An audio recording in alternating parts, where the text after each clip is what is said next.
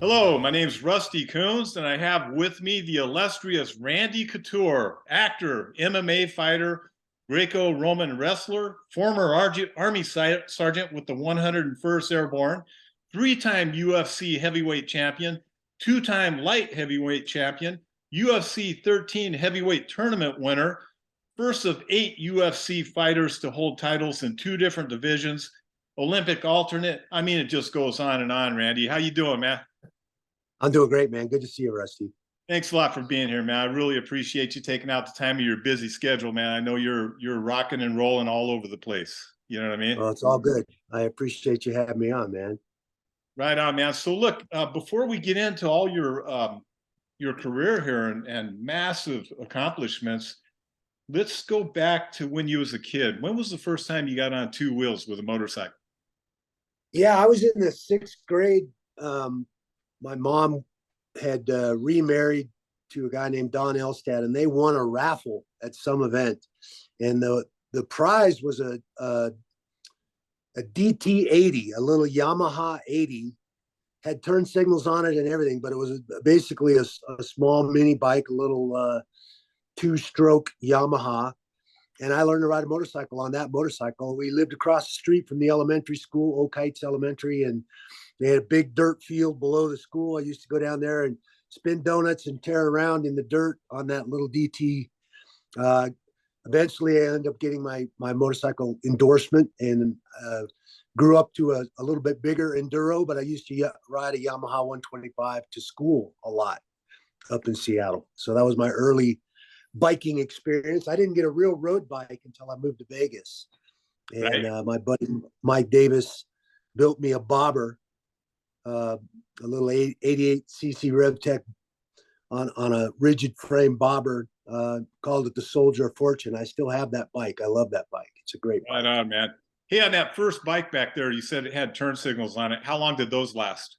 No, they didn't last long at all, boy. Right. They broke off very, very quickly. You end up I pulling the imagine. baffle out of that, pull the baffle out of that exhaust pipe to make it a little louder, and Oh I yeah, was you got to have off that. and running. Got to have that noise, man. You know what I mean?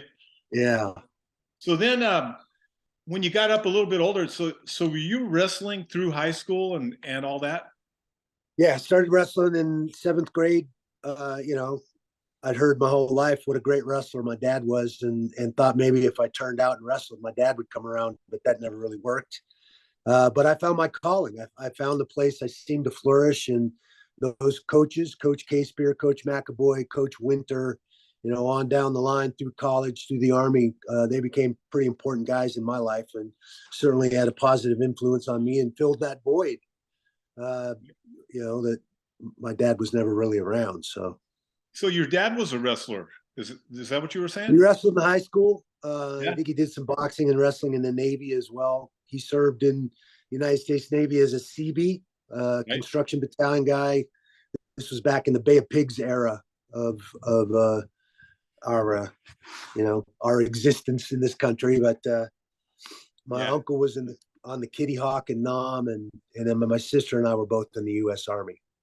Wow. Was that a big influence on you getting into the Army with your dad and your uncle? Yeah, it was an option. I didn't really get any love from colleges or college scholarships when I got out of high school. I was a one-time state champion in Washington, and I had a baby on the way. My girlfriend got pregnant, and I needed to support a family. I wasn't going to be like my dad. I was going to be a part of that kid's life, no matter what it took. And so we ended up getting married, and I joined the Army to support a new family. My daughter was born while we were stationed over in Germany. So you were like an alternate for the Olympics. What period did that come about? Before the Army or after or during or what?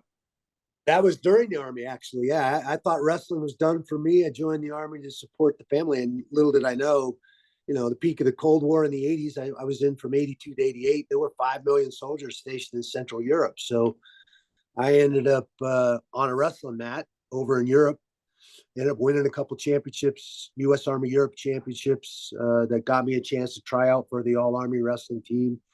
When then once you make the All Army team, you compete against the other services in the Inter Service Championship, and that actually is a qualifier for the Olympic trials. So Wow. I ended up eventually winning an inter-service championship and qualifying for the '88 Olympic trials, and then ended up being an alternate on that '88 team as a soldier. Damn. Now all these college coaches are like, "Where'd this kid come from? Who is that?" You know, they didn't recruit me out of high school, but then after I was an alternate on the '88 team, I popped onto their radar. So Oh man, I bet started getting phone calls. they were kicking Yeah. themselves in the ass off of that, huh? Everything happens in its own time and space, and to be honest, I probably wasn't mature enough to take advantage of the gifts and the skills that I had at 17, 18 years old. And I think Yeah. at 25, it was a whole different story. I won several inter-service championships, placed high at the national tournament, and was an alternate on that '88 team. I think I came into my own. I was a late bloomer. I'll put it that way. Yeah. Yeah. Well, when you bloomed, man. You know. So Worked tell out. me in the timing of things. So you did the Army. You did you got qualified on the Olympics for the alternate, and then what was next? I ended up getting that college scholarship out of the Army in 1988. Okay. I got out of the Army that summer of '88, drove from Fort Campbell, Kentucky, which was my last duty station with the 101st Airborne, across to Stillwater, Oklahoma, and started wrestling for the Cowboys. I wrestled for Oklahoma State for 4 years. I got a degree in foreign language and literature, and was an alternate again on the Olympic team in '92 as a Cowboy. And then again in '96. It was the one thing that, as many times as I kept trying and was right there knocking on the door in the final match to make the team, I never achieved that goal. I never made the Olympic team. I made the world team on 4 different occasions, but that's the same process, but it's a different thing in the Olympic year. And I just never put it together and made the team. So I think, again, everything happens for a reason. I think if I'd have made the team and won my medal, I would probably be a college coach somewhere right now. I wouldn't have had the fire ability to continue and go on and fight and get into MMA the way I did. So right after that, was that when MMA started with you? Yeah, I was coaching at Oregon State from '92 until '97. Wrestling still for the national team, going to the World Cup, going to the World Championships, trying to make that Olympic team. And this weird sport of no holds barred is what we called it back then. Kind of came across my radar. A couple of other wrestlers, Don Fry and Mark Coleman, were 2 guys I knew from the wrestling world that were fighting in the cage and doing the UFC. And so I was immediately intrigued by it. And back then it was different. You filled out an application, literally filled out an application and sent it in to decide whether they wanted you on a fight card or not. So, and in those days, I think, was that before they broke it down into weights, where it was like there could be a little guy fighting a massive monster, sometimes just totally outweighed. Yeah, that it was a different sport back then. Royce Gracie was the guy that they chose from the Brazilian Jiu-Jitsu world to represent BJJ, and obviously he had some great success in those early years of the UFC, and really, Brazilian Jiu-Jitsu blew up because of all the things that he did, and in many ways he revolutionized martial arts. Yeah. Here's a guy that is walking around at 170, 180 pounds, and he's fighting these great big dudes and finding ways to choke them out. And I think got everybody's attention. Certainly got the wrestling world's attention, and a bunch of us from wrestling started foraying into mixed martial arts and trying our hand at fighting. And back then it was different. I think everybody was out to show what their martial arts style was all about, and that they were the best martial arts style. And I think we quickly realized there was no one style that encompassed everything that you needed to know in a fight, where a fight could go. So we all started cross training, and this hybrid sport of mixed martial arts grew out of those days, those early days. And your experience with wrestling seems to have really shined. I mean, you just take people, bring them down to the ground and pound them. You know what I mean? You were using some wrestling techniques to bring them down? Yeah, absolutely. Wrestling was a big part of my fighting style for sure. And I think you've seen across the board in just about every promotion out there. If you look at the guys who are sitting in the championship spots, a lot of those guys have strong wrestling backgrounds. It's a great jump off point, is skill set, mindset, and physicality to learn how to be a complete, well-rounded mixed martial artist. So I think in many ways, MMA has become the professional outlet for a lot of our amateur wrestlers now. Our collegiate wrestlers, our Olympic caliber wrestlers are all, when they're done wrestling and walking out on that mat, they look at potentially being a professional athlete and walking into that cage and being a professional fighter. Yeah. I'll tell you what, on the street, man, when I see a guy, I don't care if he's 5'2", and if he's a wrestler, that's a big equalizer right there, man. You know what I mean? I mean, they take down guys. I'm 6'5". I mean, they're dangerous. You know what I mean? They get them on the ground, and there's no height advantage anymore there. You know what I mean?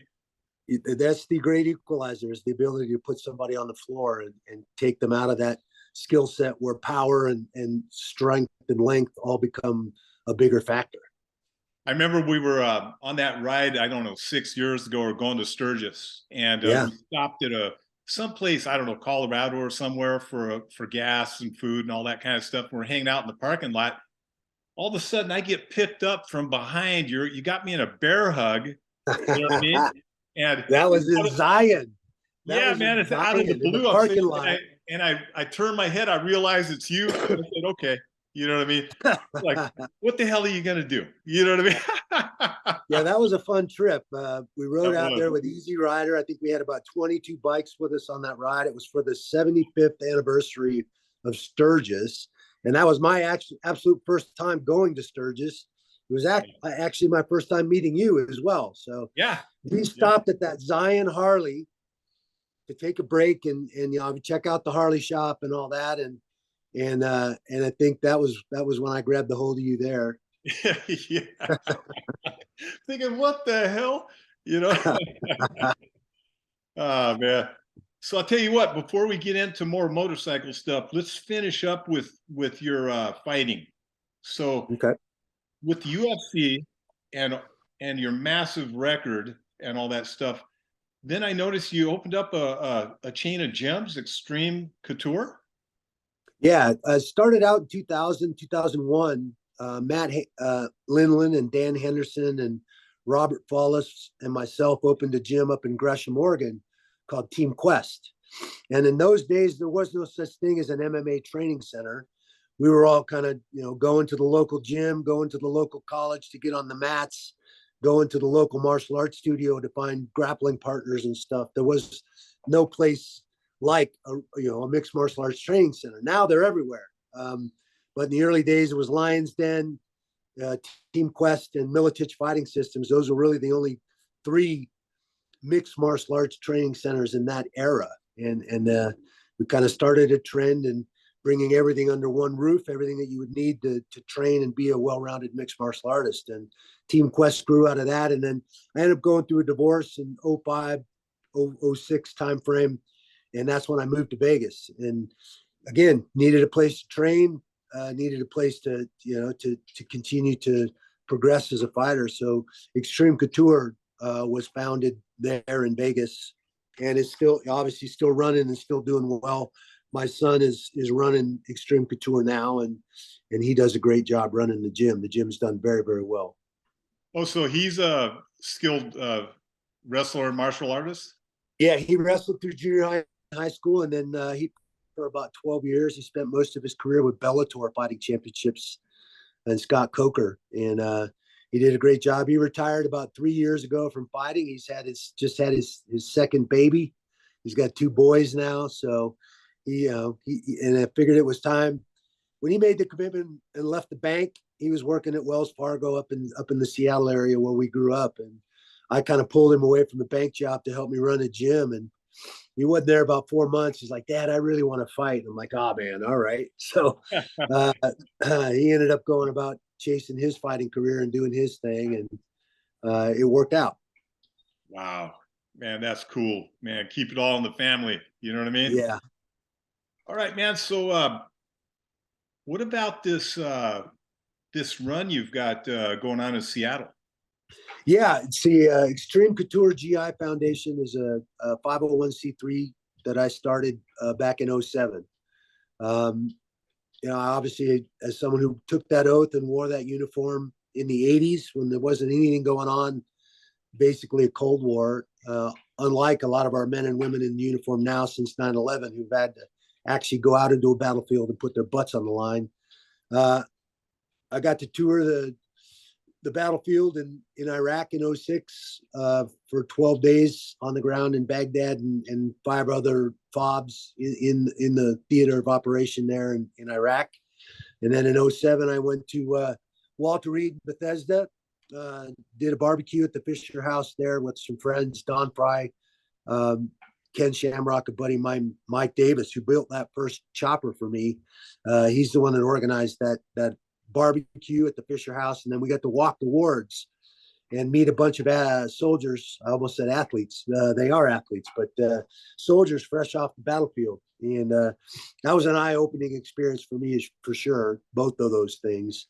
And I heard a lot of horror stories about financial woes, businesses being lost, houses being repossessed, mom or dad or caregiver wife without a job because their loved one is in that hospital for up to 2 years, going through surgeries and learning to walk again and all that sort of thing. And those were just heartbreaking stories. And that was the impetus for me to go out and file for a 501c3 status and try to raise some funds and raise some awareness about what our soldiers are going through in that transition state after they've been wounded.